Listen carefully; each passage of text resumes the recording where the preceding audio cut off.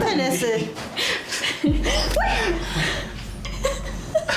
እፉዬ ባልሜ ነው ሆኔ ነው እንዴት እፉዬ ለምንሽ ነው ገኒ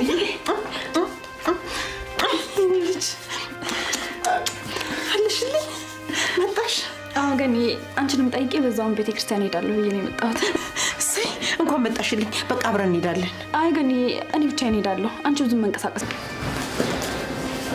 እና ዳጊ አንተስ እንዴት ነህ ደህና ነኝ እኔ አንቺ ደህና ነሽ ደህና ነኝ ዳጊ በቃ አንተም በደንብ ተንከባከባት እሺ እሺ እቴ ግን ያው በጣም ስለተጨነቀ ሰላም እንዴት ናችሁልኝ ውዴ ሰብለይቱ ቤተሰቦች ደህና ናችሁ ወይ እኔ በጣም ደህና ነኝ እግዚአብሔር ይመስገን ሐረግ ድራማ እንግዲህ ኤፍራታ እናቷን ልታያት ሄዳለች ገኒን አልተናደደችባት ማለት ነው ይሄ በጣም ደስ የሚል ነገር ነው ምሬንም ብላችሁ ገኒ በጣም ነው የምታሳዝነኝ ይሄን ሁሉ ዘመን በሰራተኝነት ለልጇ ብላ አታ አይደለም በነገራችን ላይ ብዙ አመት አረብ ሀገር ሰርታ ለልጇ ቤት ሰርታ ለልጇ ብላ ደግሞ በማረፊያዋ ጊዜ ሰው ቤት ተቀጥራ ትንሽ ትልቁ ያዘዛት በዚህ እድሜዋ ከልጇ አጠገቡና ልጇን ስታሳድግ ነበር በሚገርም ሁኔታና እንደው ኤፍራታ ብታኮርፍና አላናገራት ብትል ማለት ነው ልክ አይመጣም ነበርና ኤፍራታ በጣም ልብ አውቃናት ማለት ነው እናትየዋም እንደዚህ ልትናደድባትም አይገባም በቃ በህይወቷ አጋጣሚ የሆነ ነገር ሆነ ኤፍራታን ወለደቻትና ዝም ብላ ጥላት አይደለም ሄደችው ማን እንደሚወስዳት አይታ ወስዳ ሀብታሞች ሰዎች በር ላይ ነው ጥላት ሄደችውና ያንዳንዱ ህይወቷን ተከታተላት ነበር ከዛ አረብ ሀገር ተመልሳ ደግሞ እዛ ቤት ሰራተኛ ሆና እየተንቋሸሸች ቤዛ እንደዚህ በፊት ጸባይዋ ሳይስተካከል በጣም መጥፎ ቃላቶች ሁሉ ነበር የምትናገራትና እንግዲህ ብዙ ነገር እየሆነች ከሷ አጠገብ ሳትርቅ አሳደገቻትና አሁን ላይ ያው ኤፍራታ ገኒ እንደናት ብትሆንላትም እንኳን ያ ወላጅ ቤተሰብ የሚለው ነገር የለም ይሄ ቤት ምንም በቃ ዘመድ የለኝም ስትሉ ምድር ላይ ስትኖሩ ቤተሰብ የለኝም የሚለው የወለዷችሁን ቤተሰቦች አለማወቅ በጣም ከባድ ስሜት ስላለው እሱ ነው እንጂ ፍላጎት የነበራት በጣም ደስተኛ ስለነበረች በገኒ እና ግን የቤተሰብ እንትን ነበራት በቃ የሚመጣው ሰው ሁሉ የኔ ቤተሰብ ነው ወይ ያለች ትጠይቅ ነበርና ገኒ ደግሞ እየሰማች ዝም በማለቷ በሱ ትንሽ ተናዳባት ነበርና በሚገርም ሁኔታ ይቅርታ አድርጋላታለችና የምር ግን ገኒ የኤፍራታ እውነተኛ እናት ነው በተመስለው የምር ነው ሙላችሁ እኔ ገኒ በጣም ነው የምትተውነው ማለት ይቻላል እንዴት ስፍስፍ እንደምትልና በቃ ሪሊ የምር ነው የሚመስለው እንጂ ድራማ አይመስልም ትወና አይመስልምና የኤፍራታ ፈገግታዋ ይሄ ሳቋ የኤፍራታ የናፈቀው ማን ነው አንድ ቀን ይሄ ሳቋ ይመለሳን ብዬ ተስፋ አድርጋለሁ እንዴት ደስ እንደምትልከውና እንደዚህ ከሳቀች በጣም ቆይታለች የሳቋ ምንጭ ደግሞ ገኒ ናት ይታወቃል እዛ ቤት እንኳን ያለች በጣም ብዙ ችግር ደርሶባት ስለነበረ ሁሉ ታለቅስ ነበር የምትስቀው በገኒ ነው የምታጽናናት ገኒ ናትና እኔ በጣም ደስ ብሎኛል ገኒ ሄዳ ስለጠየቀቻትና እናቷን ደስተኛ ስላደረገቻት ማለት ነው እናቷ የምትፈልገው እሷን ነው ከሷ ጋር መሆን ነውና ጤና ሁሉ አጣች እሷ አላናግራት ስትል እሷ ከሷ ስትርቅ ገኒ ራሱ ሌላ ሰው እየሆነች አለመጣችሁባችሁ ያቺ ሰው ቤት ስትሰራ እንደንተንም ብር የምትለው ሴት በቃ እንዳለ የሆነ ህመም ውስጥ ገባች ማለት ነውና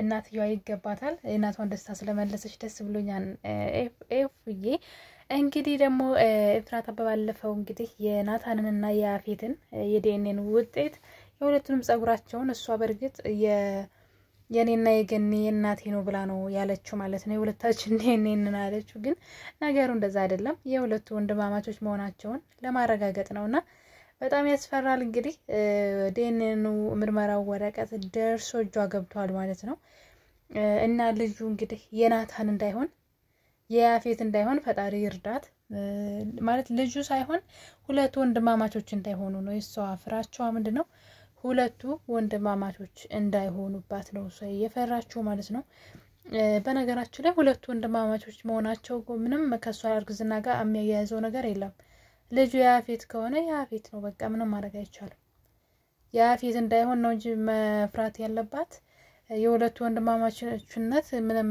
ለሷ ህይወት ላይ የሚያመጣው ነገር የለም አንዴ ነገሮች ተበላሽተዋን ብዬ አስባለሁና እርግጠኛ ነኝ ወንድምና ወንድም አይሆኑም በእህታቸው ማናት ጽዮን ናት እንግዲህ ሁለቱ እህት ብዬ ማስበው ማለት ነው። ሁለቱ ወንድማማቾች ሊሆኑ አይችሉም። የናታን አባት የናታንን አይወልደውም ብዬ ነው ማስበው፣ አባቱ አይደለም።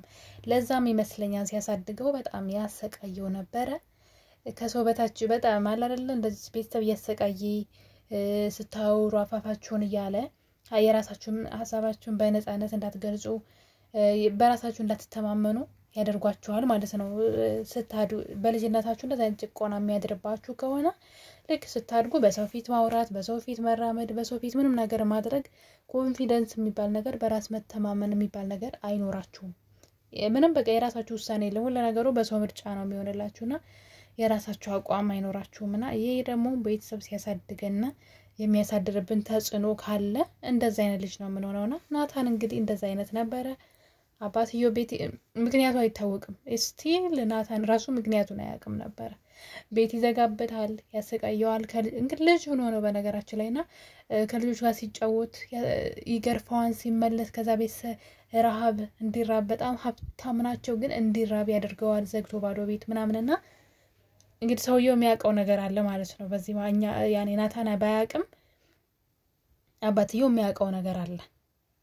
ናታን የሱ ልጅ እንዳልሆነ የሚያውቀው ነገር አለ ማለት ነውና እንደዛ እንዲሆን ለኤፍራታ የምሬ ነው የምላችሁ ማለት ነው። ወንድማማቾች እንዳይሆኑ እመኝላታለሁ። ወንድማማቾች እንዳይሆኑ ማለት ነው።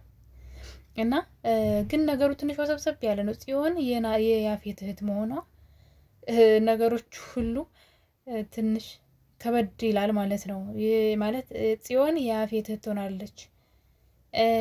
ያፌት ደግሞ የጽዮን ወንድም ይሆናል። እንዴት ሲሆን ነው ጋይስ እንደዚህ የሚሆነው? ማለት የያፌት አባትና የጽዮን አባት አንድ አይነት ነው። በጣም ይገርማል። እንደዛ ነው። ምክንያቱም ፎቶአቸው ተደብቆ እንደውም ያክስቱ ልጅን ያፌት ጋር የሚኖረው እሱን መረጃ ሲያወጣ ስላየሁት ነው። የህፃንነቷ ፎቶ እዛ ቤት አለ ማለት ነውና በጣም ነው የሚያስጠላ የነበረው አስተዳደጉ የናታን። ያ ማለት ደግሞ ሰውየው የሱ ልጅ ስላልሆነ ነው ማለት ነው። ጽዮን ይሄን ታሪክ አታውቅም። በእርግጥ የሷ ወንድም ከመሆን የሚፍቀው ነገር የለም፣ ግን ያፌት ወንድም ሆኖ መገኘቱ ነው። በእርግጥ የሱ ወንድም እንዳይሆን ጸሎቴ ነው እኔ ለኤፍራታ፣ ለምን ስቃዩ እንዳይበዛ ማለት ነው። አሁን እኮ ልጁ ያፌት ከሆነ በቃ መኖር ራሱ ምን በቃ ከናታን ጋር የምትገናኝበት መንገድ ሁሉ ይጣብልና መኖር እንድትጠላ ነው የምትሆነውና እንግዲህ ዲኤንኤኑ ደርሷል። ግን የዲኤንኤኑ ውጤት የሷ ልጅ የማንኛው ልጅ እንደሆነ ይገልጻን ብዬ አይደለ። በእርግጥ ወንድማማቾች ከሆኑ ልጁ ሲወለድ የማን ልጅ እንደሆነ ለመለየትም ያቅታታል ማለት ነው። እንግዲህ እሱ ነው ዋናው ሊለይላት የሚችለው እንጂ ትንሽ ከበድ ይላል። የማንኛው ልጅ ሊሆን ይችላል የሚለው ነገር ማለት ነው። ከያፌት ጋርም እንግዲህ ተኝታለች ማለት ነው። እና የልጁ ነው ዋናው ወሳኙ ብዬ እላለሁኝ። አሁን ላይ የሁለቱ ወንድማማቾች መሆን አለመሆን የሷ ልጅ ምንም አያድነውም ማለት ነውና እኔ ግን ከዚህ በላይ ስቃይዋ ባይበዛና የናታን ልጅ እንዲሆንላት ከናታን ጋር የምትገናኝበት መንገድም ደግሞ እሱ ትልቁ መንገድ እሱ ስለሚሆን ማለት ነው። ያለዛ ግን ለሁሉም ነገር ተስፋ የምትቆርጥና ሁሉ ነገር የምትተወው ይመስለኛል። እንግዲህ በመጨረሻ አብረው ይሆናሉ ብለን ተስፋ አድርገን ነው እየጠበቅን ያለነው ማለት ነው፣ ናታንና ኤፍራታ ማለት ነው። ግን አንዳንድ ነገሮች ሳይ ግን ጭራሽ እንደው በፍቅር ዓለም እንደዚሁ በጣም የሚዋደዱ ሰዎች ግን አብረው የማይሆኑ አይደለም እንደዛ አይነት እየሆነ ቢመጣና እንግዲህ ኤፍራታ ያን የዲኤንኤ ወረቀት ስትከፍተው ምን እንደሚያሳያት በጣም የፈራችው ነገር እንዳይሆንባት ማለት ነው። እና የኔ ተወዳጆች እንግዲህ የሐረግ ድራማ ክፍል 102 ላይ ኤፍራታ የዲኤንኤን ውጤቱን በእጇ አስገብታለች ማለት ነው። እንግዲህ ናታን ማነው ያፌት ደግሞ ይሄን ነገር እንዳያየው ብቻ ትንሽ ያስፈራን። በጣም ብዙ ገንዘብ ነው ያወጣችበት ማለት ነው። ይሄን ገንዘብ እንግዲህ ናታን ራሱ ነው በር ላይ አስቀምጦላት ሄዶ የነበረው ማለት ነው። በጣም ብዙ ገንዘብ አወጣበታለች። ውጤቱ ደግሞ መልካም እንደሚሆንላት ተስፋ አደርጋለሁኝ። የኔ ተወዳጆች ይሄን ቪዲዮ ስትጀምሩ በላይክ ጀምሩ። ለቤት አዲስ ከሆናችሁ ደግሞ ሰብስክራይብ በማድረግ ቤተሰብ ሁኑ። ሼርም ላይክም አድርጉልኝ። ስለምታበረታቱኝ አመሰግናለሁ። በሌላ ቪዲዮ እስከምንገናኝ ድረስ መልካም ጊዜ መልካም ምሽት ይሁንላችሁ። ባይ ባይ።